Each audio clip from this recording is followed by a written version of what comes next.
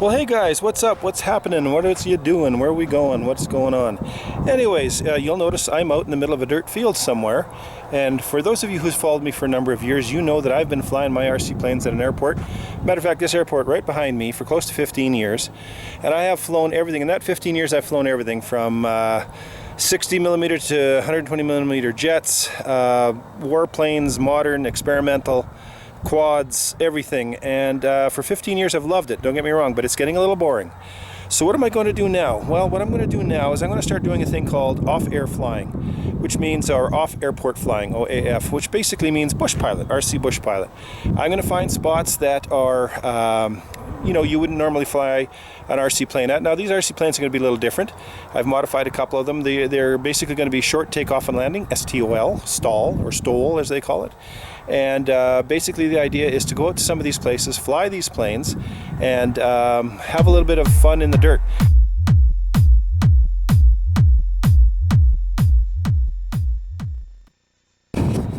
So this is a FMS Red Dragon. This is a very, very, very beginner plane. It's not very big. It's probably about 1,100 meters wide. It's got a rear push propeller, which makes it easier to, less damage if you happen to go down.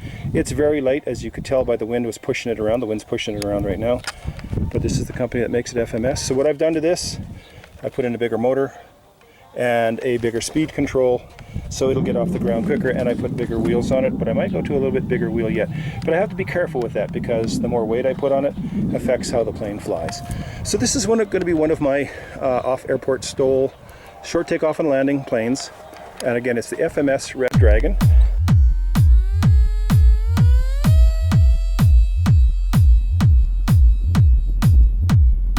That gets off the ground fast.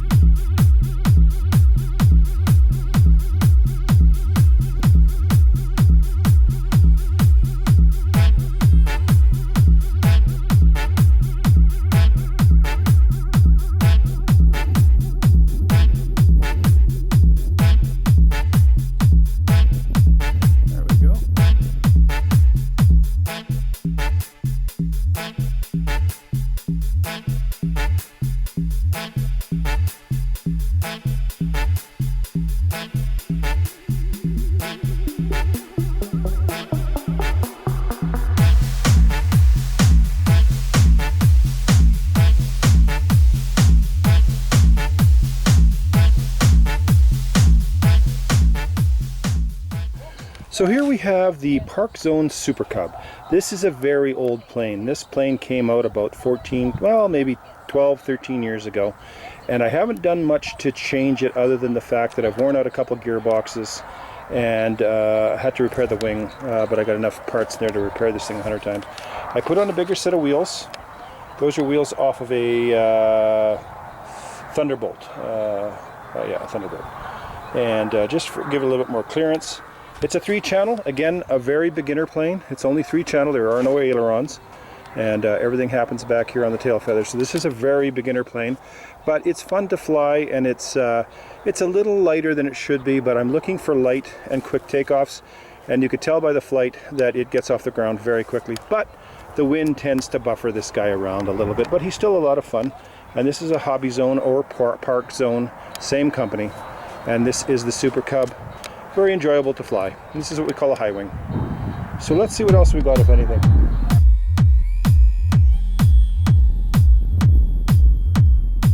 That takes off very fast.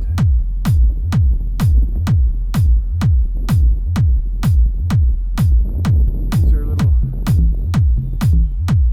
so windy.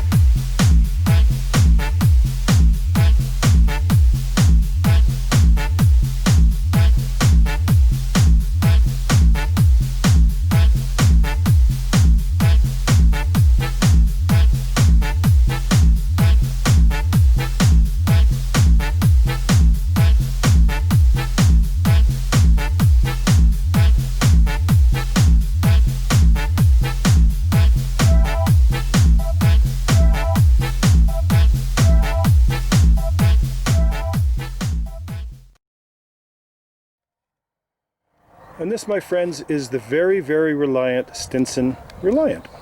It is a nice little plane. It is about 1250 millimeters. It is a full 4-channel plane, so you can see that's why I can flip it over and fly upside down, stuff like that. It takes a very short takeoff, but it needs a longer landing, as you can see there. So this is a candidate for what I'm trying to do, but I don't know how successful I will be with this guy. I think there might be times when he will sit, unless I have a bit of an open space like this, but he is also a park zone plane, and he is a very good looking plane. I've got a lot of hours on this guy.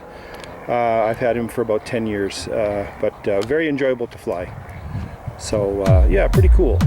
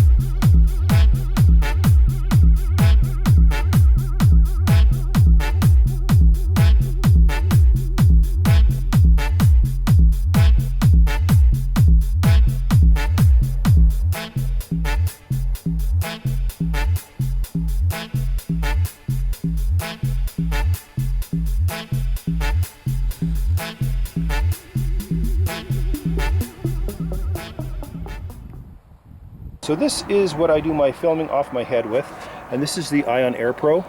This is a great camera. It's the one they use on the Formula One cars. I've been using it for years. A lot of people say, how come you don't get closer footage when you're flying? Well, because I'm the only one that's filming, so I can't zoom in and zoom out and have both my hands on the radio. And all I did was attach it to my hat, drilled a couple holes, attached it to my hat, and this seems to work out just fine. But this is what I shoot the flight videos that you're watching off this guy right here. And it's waterproof, shockproof, everything. And it's made out of aluminum. Great little camera. And this is what I do my aerial drone filming with. This is a Blade 350 OX2.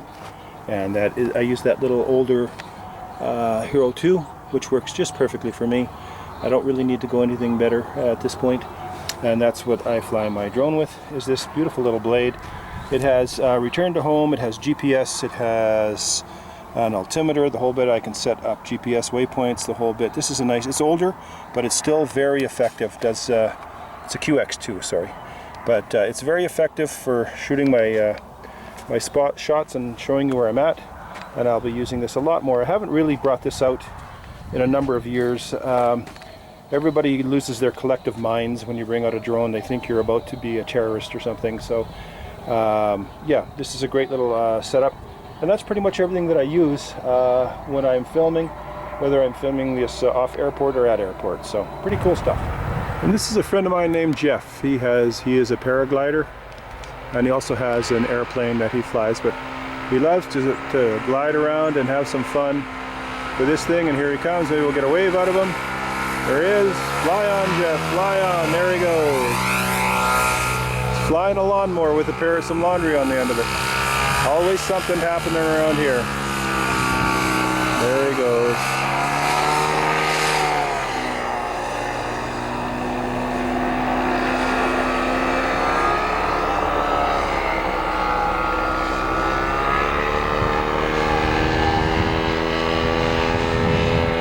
Oh great, we're getting a tank come in here. Wonderful.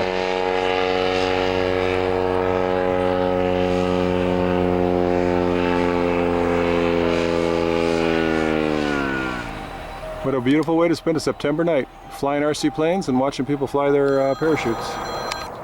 Poor buggers, they only got 2 air conditioners in that monster. How can they handle camping in such horrid conditions? That's what my airfield gets used for every once in a while, is a campground. So I don't know where they're from, but I hope they have a good time.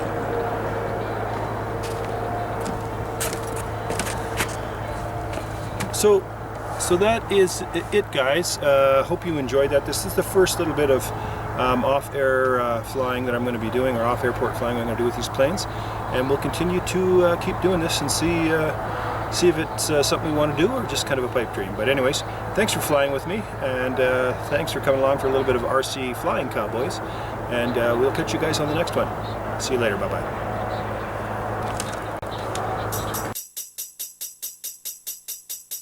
Thank you.